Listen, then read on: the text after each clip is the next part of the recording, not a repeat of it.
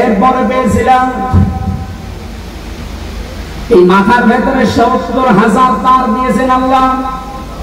এই প্রতিটি তার শরীরের বিভিন্ন জায়গায় আমার আল্লাহ সেট করে রেখেছেন। শুধু চামড়া খুলে ডাক্তারের কাছে যে দেখবেন কিভাবে আপনাকে ইঞ্জিনিয়ারিং কায়দায় আল্লাহ বানিয়েছে।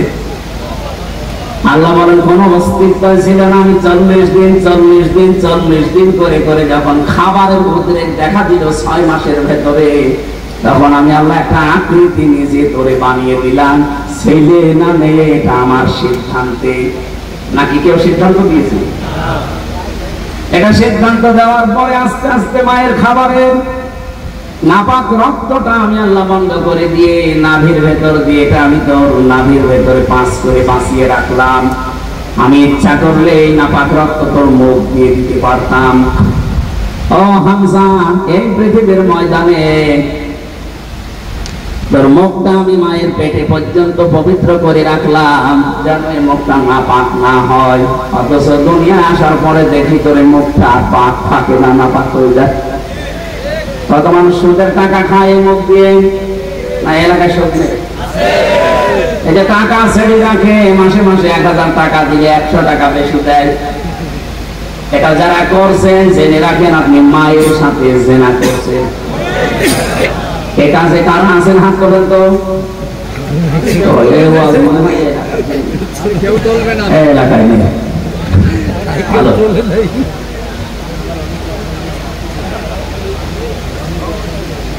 আমি অনেক কিছু খোঁজ নিয়েছি, আমি আসার সময় শুনছিলাম, আমার মনে হয় এখানেও থাকতে পারে ওয়াজ শুনি যে সুদের টাকা তুলবে। এটা বন্ধ করে মায়ের সাথে জেনা করে নামাজ হয়, রোজা হয়, হজ করতে যান, হজ হয়। তোমার পাগলামি করেন, আপনি না খেয়ে মরে যান। সুদের টাকা খাওয়া যাবে না, বাদ দেওয়া লাগবে।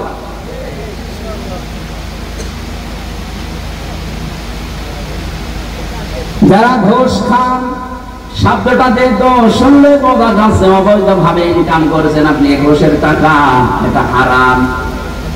এই জিনিসটা আপনি মুখ দিয়ে দেবেন, এই জন্য আমার আল্লাহ মুখটা পবিত্র রাখেন নাই। যত নাপাক জিনিস আছে মুখ দিয়ে আজকে থেকে বন্ধ। দরকার আমি এভাবে মরে চলে যাব, খবরে আমি নাপাক কোনো জিনিস আমার মুখ দিয়ে দেব না।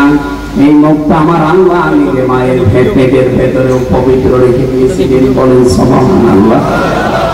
আল্লাহু আখরাজাকুম মিন বুতুনি উম্মাহাতিকুম লা তা'লামুনা শাইআ ইলা আখির। ততগুলো লম্বা করে বলতে গেলে বহু সময় যাবে। যে তোরা যে সিদ্ধান্তগুলো রায়গুলো দিয়েছে, নীতিমালাগুলো একটাও আমার কোরআনের সাথে মিলছে না। আর কোরআনের সাথে যেটা মেলে না সেটা আমার আল্লাহর পছন্দ।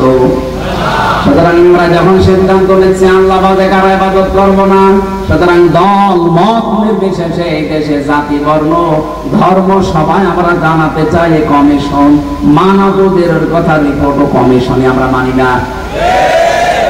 মির্জা ফখরুল ইসলাম আলমগীর উনি কাল পরশুদিন একটা কথা জানিয়েছে যে কমিশনের ভেতরে ইসলামিক স্কলার যারা, এরকম কোন মহিলা যদি ওই 10 জনের ভেতরে 1-2 জন রাখতেন তাহলে এই বিতর্কটা হতো না। তারা আপনার ভুল ধরে দিত যে এই জায়গায় কোরআনের বিরুদ্ধে চলে যাচ্ছে।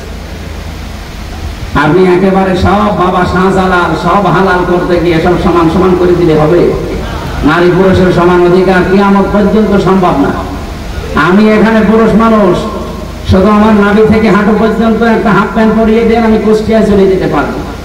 আমার মতো 33 বছরের একটা যুবতী মেয়েকে আপনি হাফ প্যান্ট পরিয়ে ছেড়ে কিন্তু যেতে পারি কিনা বলেন?